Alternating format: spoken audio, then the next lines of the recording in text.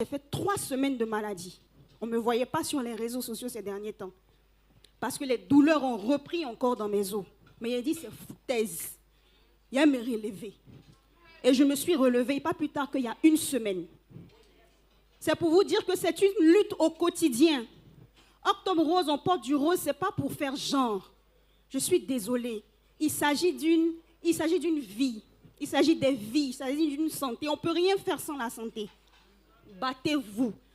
Ne baissez même pas les bras. Même si on dit, ils vont lever vos 2 seins pour jeter, dites, prenez, tant que j'ai le souffle de vie là, tant que je peux continuer d'aimer mes proches, tant que je peux continuer de profiter de ce que Dieu me donne au quotidien, tant que je peux profiter des miens, je le ferai. Et moi, je dis merci au cancer, parce que ça m'a permis de voir une autre façon de la vie. Aujourd'hui, je n'ai plus le temps pour les rancunes. Je n'ai plus le temps pour la méchanceté inutile. Je n'ai plus le temps pour les racontards. J'ai le temps de savourer chaque jour comme si c'était mon dernier jour.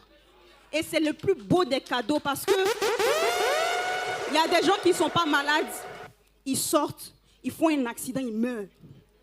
Il y a des gens qui ne sont pas malades, ils sortent, ils tombent AVC, ils meurent.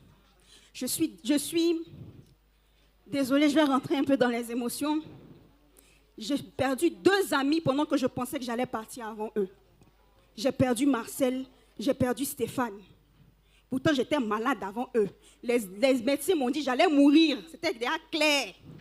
Mais mes frères m'ont dévancé. Nul ne sait son demain. C'est dans la main de Dieu. Nul ne peut échapper à la mort. Mais on peut échapper à la mort précoce par la grâce de Dieu.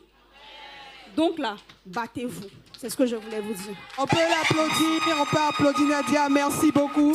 Standing ovation.